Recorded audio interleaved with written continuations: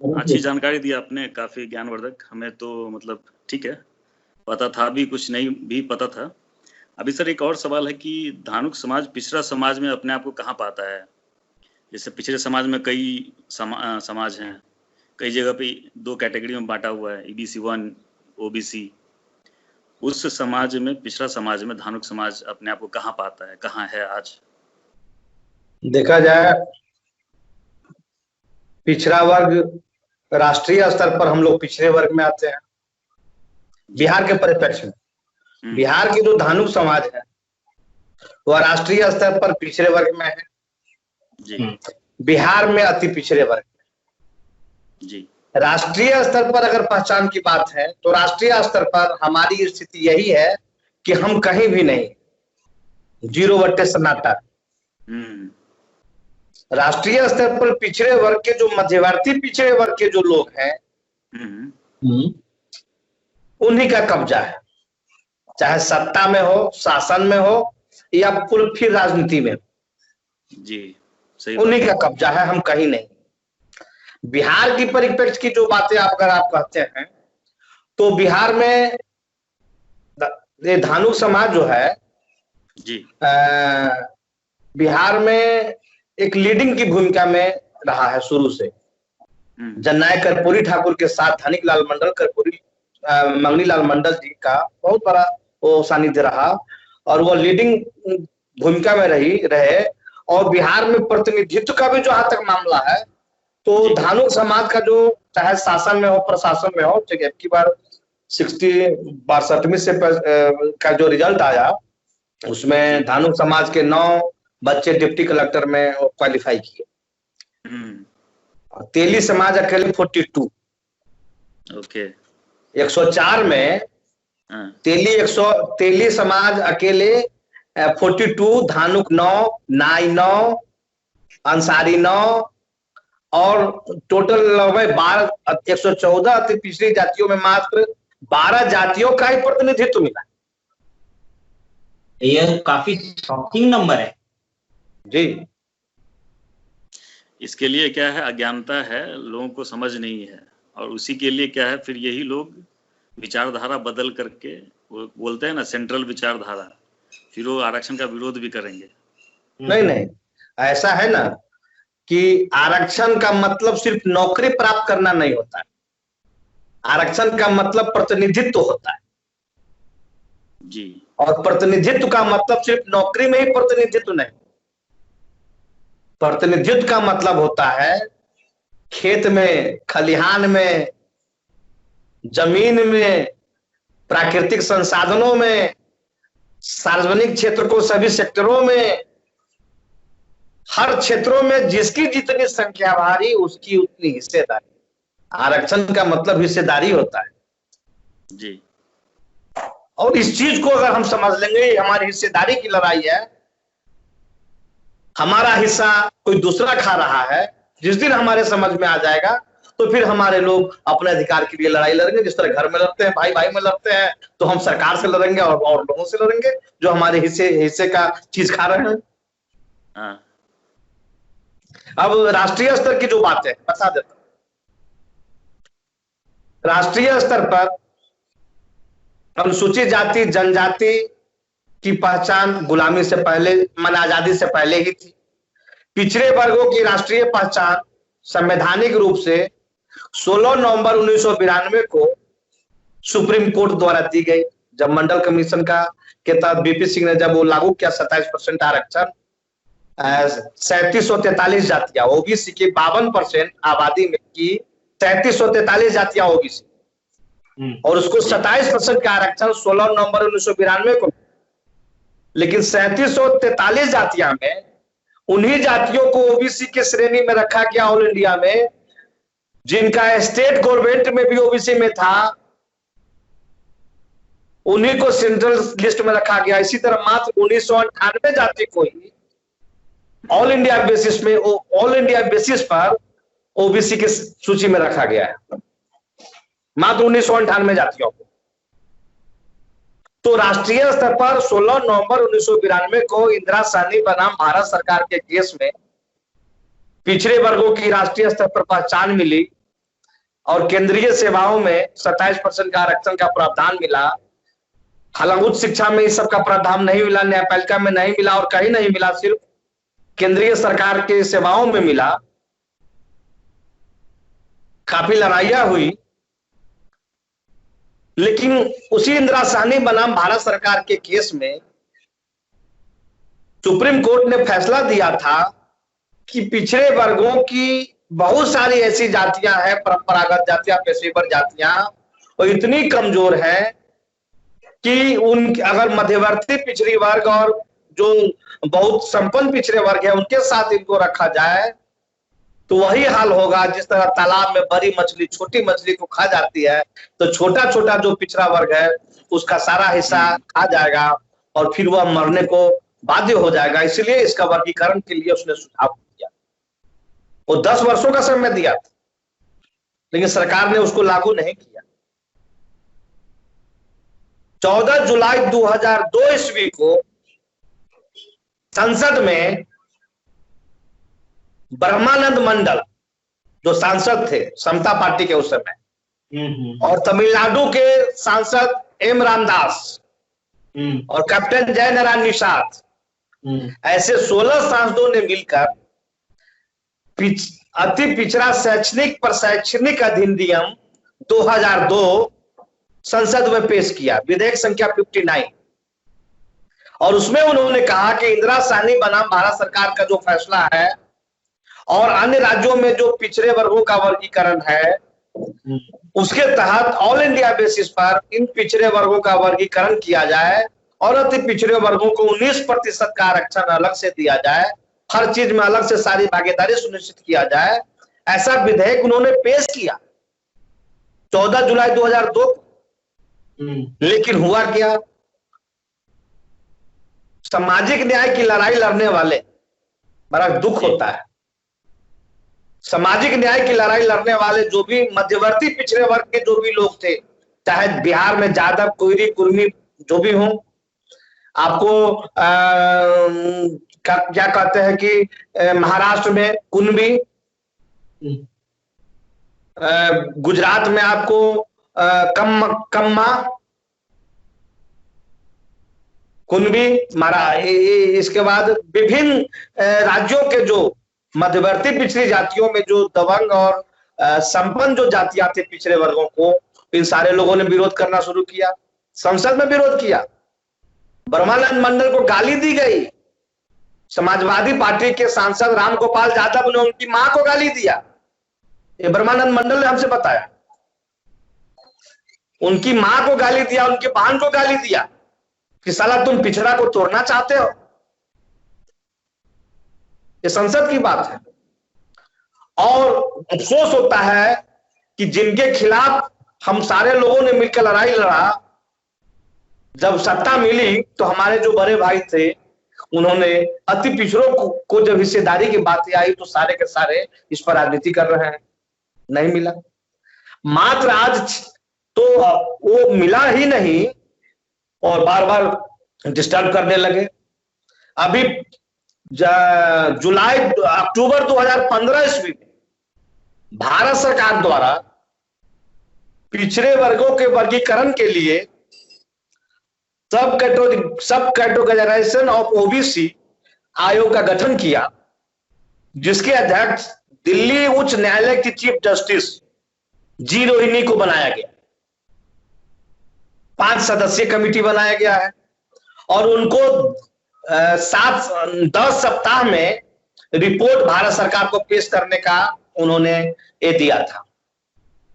उस आयोग के समक्ष 8 जनवरी 2018 को मैं विनोद बिहारी मंडल, प्रोफेसर किशोरी दास जी, राम स्वरूप भगत जी, जो गुरु गोविंद सिंह कॉलेज के प्रोफेसर है वो, और गुलशन आनंद, और सुप्रीम कोर्ट में जो हमारी लड़ाई लड़ते हैं एडवोकेट ऋतुराज जी, ये चारों आदमी हम लोग उसके समक्ष प्रस्तुत हुए और अपनी बात हमने रखी कि हमको वर्गीकरण करना है, वर्गीकरण के लिए क्या क्या चीज जरूरत है, और हम लोगों ने सामाजिक रूप से अपनी बातें रखी। कहने का मतलब 2015 से ये समय पर समय बढ़ता जा रहा है और भारत सरकार जो है उसको लागू नहीं करना चाह रही है। अभी सबसे बड़ी चुनौती राष्ट्रीय स्तर पर हमारी अति पिछड़ा की पहचान की है। जिसकी पहचान होती है उसी की समस्या का समाधान होता है। राष्ट्रीय स्तर पर हमारी पहचान अति पिछड़ा के रूप में अभी तक हुई ही नहीं, तो हमारी समस्या का समाधान क्या होगा? इसके लिए सरकार ने आयोग का गठन किया है। आयोग काम नहीं कर पा रहा है तो हमारे लोग कर क्या रहे हैं? इधर शासक वर्गों ने क्या किया है? ये जो भी अति पिछड़ी जातियों के जो लोग हैं, इनके बीच में अनुसूचित जाति और जनजाति में शामिल होने का एक नया शिगुफा छोड़ दिया है। और ये शिगुफा छोड़ा है खासकर मध्यवर्ती पिछड़ी वर्ग के लोगों के द्वारा कि ये अति पिछड़ा की मांग नहीं करते ऑल इंडिया बेसिस पर, ये आपस में ही कि अनुसूचित जाति में जाए, जनजाति में जाए, उसकी लड़ाई लड़ते रहे और इसी में उलझ जाए। तो हमारे जो भी जाति के लोग हैं, चाहे अनुसूचित अति पिछड़ी की जो भी जातियां हैं, वो पूरे देश में वो अनुसूचित जाति और जनजाति में जाने के लिए वो आंदोलन कर रही है। अति पिछड़ा के लिए आंदोलन नहीं कर रही है। चाहे उत्तर प्रदेश में हो, चाहे महाराष्ट्र में हो, चाहे केरल में हो, कर्नाटका में हो, गुजरात में हो, राजस्थान में हो, सभी जगह जो अति पिछड़ी की जातियां हैं वो अनुसूचित जाति और जनजाति में शामिल होने के लिए संघर्ष कर रही है। और अनुसूचित जाति और जनजाति में शामिल होने के लिए उसका क्राइटेरिया है, जो फुलफिल करेगा उसी को होगा। संसद के 2/3 बहुमत से उसको पास करना होगा, उसमें समय लगेगा। लेकिन जो निश्चित को छोड़कर अनिश्चित पर हम जा रहे हैं, लेकिन निश्चित जो है उस पर हम ध्यान नहीं दे रहे हैं। तो हमारे जैसे आपके जैसे बुद्धिजीवियों का काम है इस पर लगने का। अभी सबसे बड़ी जरूरत है कि जी रोहिणी आयोग की अनुशंसा को वो प्रकाशित करावे और उस पर आंदोलन खड़ा कर इसको लागू करावे। एक्चुअली अभी एक बात बताऊं, अभी सरकार ने अभी नया मुद्दा है, तो बहुत सारे लोगों को जानकारी नहीं है। पहले कहा जाता था कि पिछड़े लोगों को, हम लोगों को कि पहले अवेलेबल नहीं है। आज जब अवेलेबल हो गए तो कहता है एबल नहीं है, जब एबल हो गया तो कहता सुटेबल नहीं है, और सुटेबल है तो कहता कैपेबल नहीं है, पैसे नहीं है। आज नौकरियां समाप्त हो गई। हमें याद है 1995 तक एसएससी में 1.5 लाख वैकेंसी हुआ करता था। बैंकिंग सेवा भर्ती बोर्ड में कम से कम 1.25 लाख से 1.5 लाख एक साल में वैकेंसी हुआ करती थी। रेलवे भर्ती बोर्ड में 1.5 लाख से 2 लाख। सेंट्रल के जितने भी सर्विसेज है इसमें कम से कम एक साल में 8 लाख से 10 लाख एक साल में बहालियां होती थी। 8 से 10 लाख बहालियां होती थी, तो उसमें 27% का अगर आरक्षण मिलता तो हमारे लोगों को उसमें लाभ मिलता। हमारी जो अभी दूसरी पीढ़ी पढ़ाई कर रही है, तीसरी पीढ़ी तो हमारे बाबा दादा पढ़े ही नहीं, थोड़ा बहुत पढ़े लिखे तो हम लोगों को इस लायक बनाया। और जब हम लोग अब लायक हो गए हैं, जब मलाई खाने का समय आ गया हम लोगों का, तो कहता मलाई खत्म है, मट्ठा खाओ नौकरी खत्म है, 2000 4000 5000 ठेका पर नौकरी करो, संविदा पर नौकरी करो। जी, सरकारी सेक्टर को बेच दिया गया, पेंशन समाप्त कर दिया गया, उनके बच्चे नया कोर्स लागू कर दिया गया। हमारे जो बच्चे हैं वो आईए बीए एमए के चक्कर में हैं और उनके बच्चे नए कोर्स करते हैं और उनके लिए उसी कोर्स का वैकेंसी आता है, उनको नौकरी मिल जाती है। हमारे लोग एमए बीए के चक्कर में ही है और दूसरा काम कर रहे हैं। ये स्थिति है। तो समझना होगा। क्रीमी लेयर के बारे में बता रहा हूं कि क्रीमी लेयर के बारे में अरे बहुत जो स्थिति है अभी कि पीके शर्मा आईएएस थे, भारत सरकार के बहुत बड़े पदाधिकारी हैं, उनके अध्यक्षता में एक कमेटी बनाई गई क्रीमी लेयर पर समीक्षा के लिए। और उसने क्या किया है कि उसने एक रिपोर्ट दिया है कि जिनकी आमदनी 8 लाख से पहले क्रीमी लेयर का जो पैमाना तैयार किया गया था कि पहले तो 4 लाख था, 2 2.5 लाख था, फिर 4 लाख हुआ, फिर 6 लाख हुआ, अभी 8 लाख करने जा रहा है। और उसमें कह रहा है, पहले था कि जो सैलरी होल्डर, जो 3rd ग्रेड तक जो के सैलरी होल्डर है वो उसमें नहीं जोड़ा जाएगा और कृषि के आय को नहीं जोड़ा जाएगा।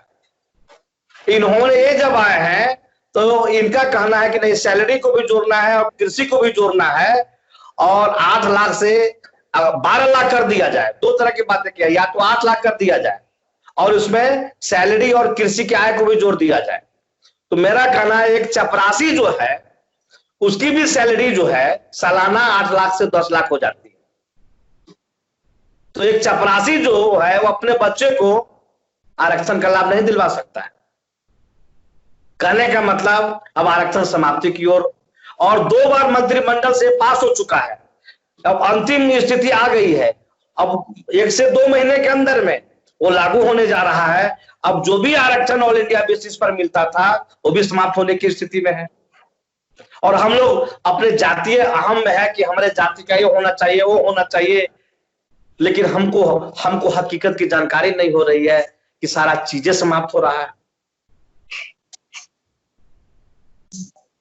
बहुत लंबी, बहुत खराब स्थिति है देश का, हम लोगों के लिए, आने वाले नौजवानों के लिए बहुत खराब स्थिति। एक सवाल है कि अभी आप जैसे देखेंगे अपने धानुक भाई जितने भी हैं, चाहे बिहार में हो या बिहार के बाहर हो, तो जैसे कि बिहार के नाम पे एकत्र तो हो जाते हैं, इवन भाषा जैसे दरभंगा मैथिली वाले में आप देखेंगे तो मैथिली के नाम पे दरभंगा और मधुबनी वाले वो भी वहां पे भी इकट्ठा हो जाते हैं, लेकिन जाति के नाम पे इकट्ठा होना मतलब देखा नहीं गया है बेसिकली। तो इसके पीछे कुछ कारण है ऐसा जो जेनेरिक है जिसको हमें ढूंढ के पता करना? देखिए सर, मेरा ऐसा मानना है कि हम इसके लिए मधुबनी की धरती को नमन करते हैं कि कम से कम जो हमारे लोग दिल्ली में है, मुंबई में है, चाहे विदेश में भी है, जहां भी है, उन्होंने एक प्रयास किया है, भले ही अपनी भाषा के आधार पर हो, क्षेत्रीयता के आधार पर हो। क्योंकि जो लोग बाहर रहते हैं उनमें बहुत सारी बातें होती है, उनमें बहुत सारा डर होता है, इसलिए उनमें संगठन की आवश्यकता होती है। तो वो लोग अगर इस तरह से एकत्रित हो रहे हैं तो अच्छी बात है। हम तो ऐसा भी देख रहे हैं कि वो दूसरे लोग, दूसरे प्रदेश या दूसरे जिले के भी लोगों को वो लोग अपने में जोड़ रहे हैं। अच्छी बात है, ऐसी बात नहीं कि लोग नहीं जुड़ रहे हैं जी। सोशल मीडिया पर मैं तो देख रहा हूँ, वो एक अभियान चलाया गया था, वो कौन, उदय जी चलाए थे, वीरेंद्र चलाए थे, वो फेसबुक पर बना रहे थे अध्यक्ष महासचिव सभी जगह जिला में, प्रखंड में, कम से कम इतना तो प्रयास कर रहे थे ना, तोड़ने का प्रयास तो कर रहे थे जी, और एक पहचान देने का वो लोग काम कर रहे थे। और उनकी दिशा सही ढंग से होनी चाहिए, समाज के हाथ में कैसे हो, इस पर हम लोग को थोड़ा उस पर ध्यान देने की जरूरत है। लेकिन सर उसी में सवाल है कि के नाम पे कब इकट्ठा होंगे, कैसे इकट्ठा होंगे? हमारा एक आइकॉन होना चाहिए और वो आइकॉन मैं आप लोगों के साथ रख दिया। उस आइकॉन का नाम है अमर शहीद रामपाल मन्ना जी। और महापुरुष तो ठीक है, अभी चूंकि हमारे समाज में वो जो हमारा ब्लड है वो अभी पूरा जाति से ऊपर नहीं उठ पाया, कहीं न कहीं हम उसके दायरे में आ ही जाते हैं। तो हमारे बीच में हमारे महापुरुष अमर शहीद रामपाल मंडल जी है, उनको आगे करके हम अपने समाज के लोगों को एकजुट कर सकते हैं और एकजुट करके जैसे उनके नाम पर पुरस्कार का वितरण हो, उनके नाम पर विभिन्न तरह के प्रतियोगिता का आयोजन हो, लोगों को लगे कि हाँ भाई उनके नाम पर इस तरह से हमारा मानना है कि लोग एक दूसरे से जुड़ेंगे। जैसे पंचायत स्तरीय कार्यक्रम, प्रखंड स्तरीय, जिला स्तरीय, प्रमंडल स्तरीय, फिर राज्य स्तरीय, इस तरह का कार्यक्रम होगा तो लोग एक दूसरे से गेट टुगेदर होंगे। संगठन अगर 2-3 संगठन भी है तो संगठन आपस में कंपटीशन करें किसका किस संगठन का कार्यक्रम ज्यादा से ज्यादा होता है। हम चाहते हैं उसमें प्रतियोगिता हो जी। चाहे जितना संगठन बन जाए उसमें प्रतियोगिता हो। जो ज्यादा से ज्यादा अच्छा काम करेगा लोग उसके पीछे चलेगा। जिसका सोच सकारात्मक होगा, सबको लेकर चलने वाला होगा, चाहे रजिस्टर्ड हो या नहीं हो, उससे कोई फर्क नहीं पड़ता है, उसके पीछे लोग चलेंगे। जिसका सोच सबको लेकर चलने वाला हो, दूसरे की भावना को ठेस नहीं पहुंचावे जी, और सबको लेकर चलने वाला हो, तब वो हमारा संगठन आगे बढ़ेगा। जी जी, एक सवाल मेरे मन में उठ रहा था कि जो है बिहार के संदर्भ में कई सारे भाई लोग जो है ओबीसी में एक्चुअली आरक्षण मिला हुआ है। आप अभी बड़ी लंबी कहानी कह रहे थे ओबीसी बीसी के बारे में, और उस पे भी जो है कई मत हैं। लोग कहते हैं कि नहीं, हमें आरक्षण की जरूरत नहीं है, हमने नहीं लिया, हम बिना आरक्षण के आगे बढ़ गए। तो आप इसको जो है कैसे देखते हैं?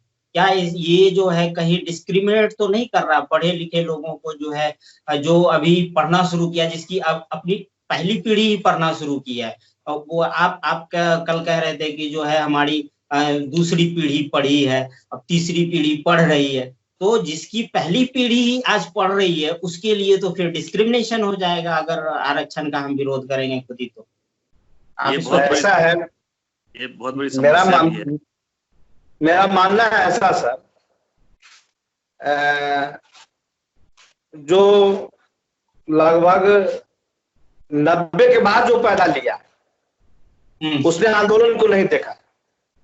जी बिल्कुल। जिनके बाप दादा खटिया पर भी नहीं बैठते थे, चप्पल जूता पहनकर नहीं जाते थे मालिक के दरवाजे पर, उनके बेटा को आज पढ़ लिख गए तो लंबी लंबी बातें दे रहे हैं। मेरा ऐसा मानना है। वो अपने बाप दादा से पूछे, 56 करोड़ देवता, 33 करोड़ देवी, 4 वेद, इतने उपनिषद, इतने धर्म ग्रंथ, हमारे बाबा दादा के किस्मत को ताला नहीं खोल सका, उसको जानवर बनाए रखा। उस किस्मत के ताला को बाबा साहब अम्बेडकर ने कलम से खोल दिया। कहा कि कलम से रानी का पेट से, कलम से उन्होंने कहा कि रानी के पेट से राजा तो पैदा नहीं लेगा, और कलम से रानी का पेट का ऑपरेशन कर दिया। कहा कि जनता के बीच से राजा पैदा लेगा। और तो मायावती बहन मायावती जैसे चमैन की बेटी भी मुख्यमंत्री बनती है, राबड़ी देवी अंगूठा छाप भी मुख्यमंत्री बनती है, और अपने समाज की चेयरमैन भी बनती है। ये देन है उस संविधान का। ये चीज समझदारी होनी होगी।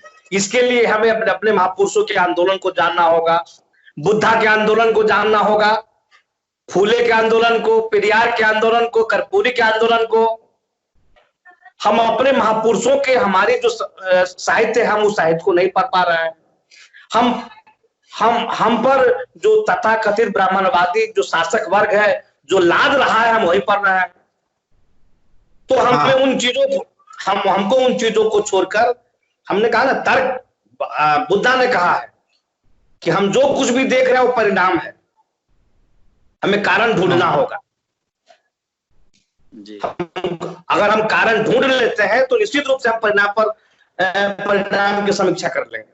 तो हमारे जो पढ़े लिखे लोग हैं वो ब्राह्मणवाद के शिकार हो चुके हैं। ब्राह्मणवाद के मतलब ब्राह्मण को गाली देना नहीं, ब्राह्मण में भी अच्छे लोग हैं, हम ब्राह्मणों की गाली नहीं दे रहे हैं। बहुत बार बड़े बड़े आंदोलन के जो सूत्रधार ब्राह्मण ही हुए हैं। ब्राह्मणवाद एक विचारधारा है जो अंधविश्वास, पाखंड, झूठ, फरेब इस पर आधारित है। हम पढ़े लिखे लोगों को उसका सामना करना चाहिए, और जो सच्ची बातें हैं, जो वैज्ञानिक दृष्टिकोण जो अपनाता हो, जो बातें जो तर्क पर आधारित हो, उसको हम लोग को अपनाना चाहिए। कम से कम पढ़े लिखे लोगों को तो अपनाना चाहिए। देहात में कहावत है, आदमी चढ़ गया चांद पर, हम लोग बैठल है मचान पर। अभी मचाने पर बैठे हैं हम लोग, चांद तो हम लोग नहीं देख रहे हैं।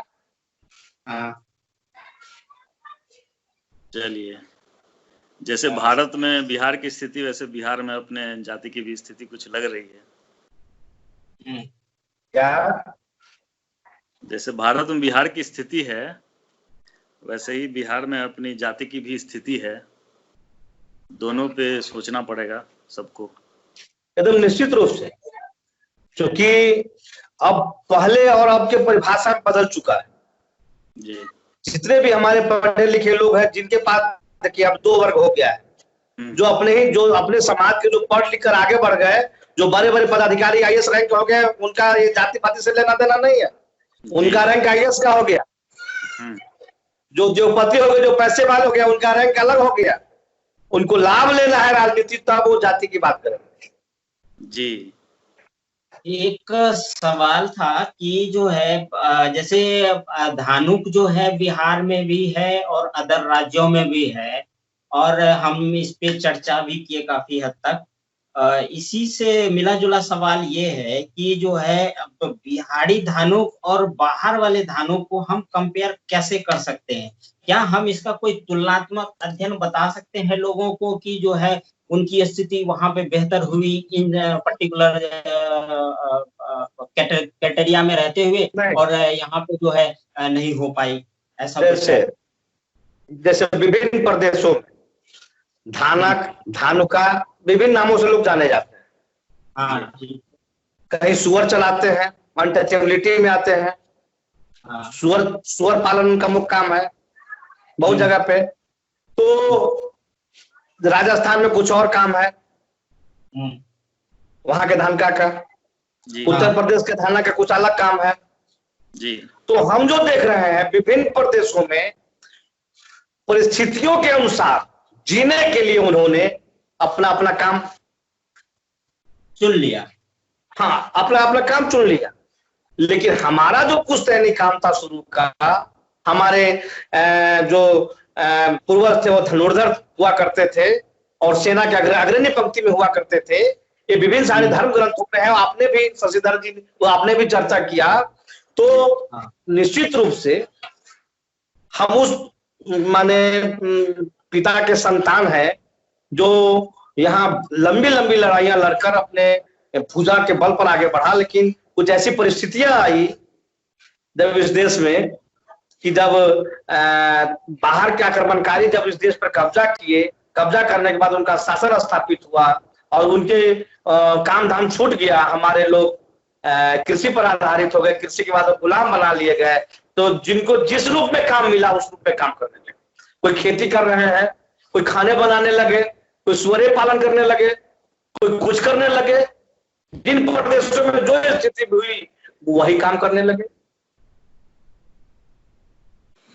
एक्चुअली इसी संदर्भ में ना एक पॉइंट मैं ऐड करना चाहता हूँ। एक किताब हम पढ़ रहे थे, PC शाह ने लिखा है गुजरात के ऊपर, खास करके ट्राइब्स के बारे में, और उसमें ऑल इंडिया के ट्राइब्स के बारे में भी उल्लेख है। झारखंड का तो मतलब आप ट्राइब्स जितने ले लें सबका उल्लेख है उसमें, बिहार का भी है और भी अदर स्टेट्स का भी है लगभग। उसमें एक चीज मैंने देखी थी कि गुजरात सरकार की जो सरकारी वेबसाइट है उस पे ना तड़वी को जो है धानुक जो है एक उपजाति के रूप में बताया। सरकारी वेबसाइट की बात कर रहा हूँ मैं, और वो मेरे पास ऑलरेडी है, अभी भी लाइव है वो साइट, तो उसपे तो है ही वो। तो और सेम चीज PC शाह की जो किताब है, बहुत पुरानी किताब है, उसमें भी ये चीज उल्लिखित है। क्या हम इसको कहीं ऐसे कर ड्रैग करके संदर्भित कर सकते हैं एक दूसरे को, या नहीं कर सकते, या वो अलग है और हमारा जो है अलग है? क्योंकि जो मैंने पढ़ा था किताबों में कि जो युद्ध करने गए लोग तो जहां गए वहां पे युद्ध समाप्त हुई, वहीं पे बस गए। अब वहां पे जो काम था, कि आप भी यही कह रहे थे कि जो काम था वही करने लग गए, जो भी मिला उनको अपने भरण पोषण के लिए। तो क्या हम इसको दोनों को क्लब करके देख सकते हैं या नहीं देख सकते? क्यों नहीं, क्यों एकदम ये हकीकत में यही बात ही है। हम वहां तक पहुंच नहीं पा रहे हैं, हम वहां तक रिसर्च नहीं कर पा रहे हैं, और जरूरत है इस बात का रिसर्च करने का। क्योंकि हमारे जो भी लोग अब तो सेकेंड थर्ड पीढ़ी तो पढ़ना ही शुरू किया है, अभी तो हम लोग रिसर्च ही करना शुरू किए। अब अभी बहुत सारे किताबों का अध्ययन किएगा, किताबों की तरह कम हो गई है, मिल नहीं रही किताब। हम ढूंढना भी चाहते हैं तो हमें मिल नहीं पाती है।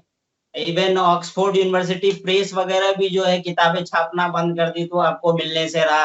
मैंने कई सारे किताबों को जो है DU के एंथ्रोपोलॉजी डिपार्टमेंट से भी ढूंढने की कोशिश की। एक मेरा मित्र है तो उससे भी पता किया, न तो वहां है, और JNU में तो एंथ्रोपोलॉजी डिपार्टमेंट है नहीं।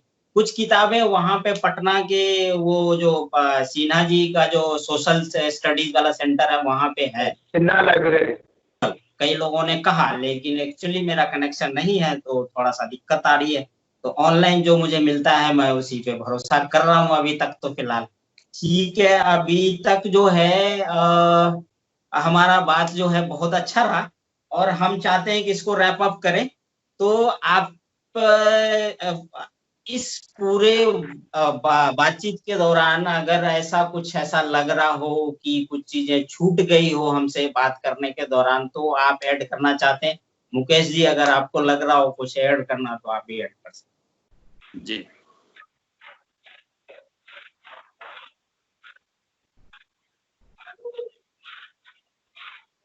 मुकेश जी। जी सर, बताइए सर, आप बताइए सर, उसके बाद मैं बताऊंगा। क्या हम ऐड करें? अभी मेरा मानना है एक चीज छूट रहा है सर, जो कल हमने जैसे डिस्कस किया था कि कुछ योजनाएं हैं, सरकारी योजनाएं। हाँ हाँ हाँ हाँ हाँ। तो जैसे पता अब बिहार में अति पिछड़ों के लिए क्या क्या योजना है? Yes yes. दरअसल हमारा मानना है कि जो भी सरकारें 5 साल पर बनती है, सरकारें 5 साल पर आती हैं और जाती हैं जी, लेकिन जो सरकार कमजोर वर्गों के लिए कुछ कानून बनाकर उसको लागू करती है, इतिहास उसी को याद करता है जी। अभी वर्तमान परिस्थितियां जो है, जननायक कर्पूरी ठाकुर जी ने जो पिछड़ों के लिए कुछ, अति पिछड़ों के लिए जो कुछ बिहार के संदर्भ में किया, यह आंदोलन को आगे बढ़ते बढ़ते ये स्थिति हो गई कि अभी जो वर्तमान में नीतीश जी के द्वारा जो कुछ योजनाएं लागू की गई है, हमारे लोगों को वहां तक जानकारी नहीं हो पा रही। यस यस, वो जानकारी जैसे पहली योजना, जब हमारे जो भी बच्चे हैं जो कमजोर वर्ग के हैं, जो गांव से पढ़कर शहर में आ रहे हैं, उनके पास पैसे नहीं है, सुविधाएं नहीं है, उनके लिए सरकार के अंतर्गत जो लोग चुनाव जीत कर आए, मुखिया से लेकर जिला परिषद तक, चाहे पंचायत समिति, या जो इन दलों के आगे पीछे लगे हुए हैं चुनाव लड़ने के लिए, उनको सबसे मतलब नहीं, अफसोस होता है जी। इन योजनाओं की जानकारी वहां तक देनी चाहिए लोगों,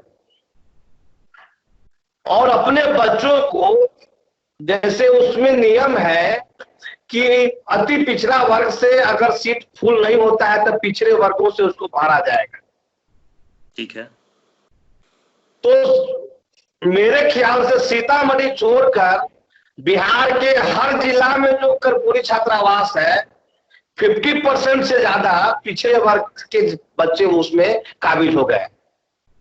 ओके।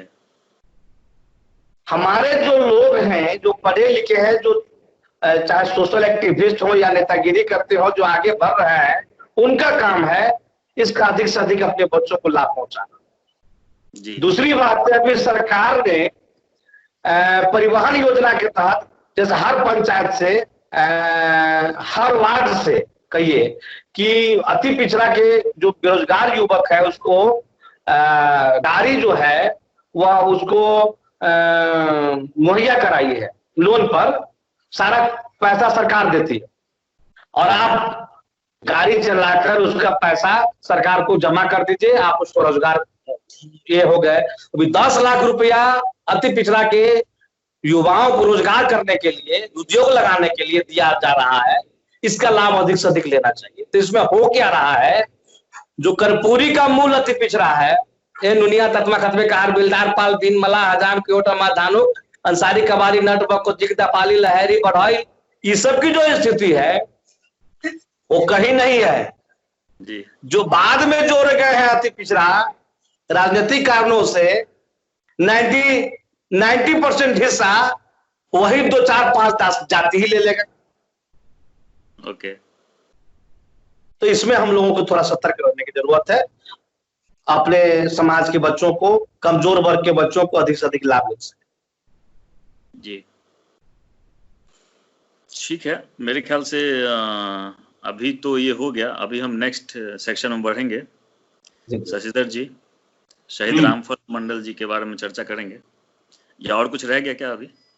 नहीं, अभी तो लगभग हो गया है, फिर कभी और होगा तो फिर बात करेंगे कुछ मिनट के लिए, है ना। अब तो हमें भी पता चल गया कि काम कैसे होता है, तो कैसे क्या करना है, तो बात रखने के लिए हम लोग आपस में ये प्लेटफॉर्म जो है यूज करेंगे कभी ना कभी, क्यों सर? जी सर। हाँ।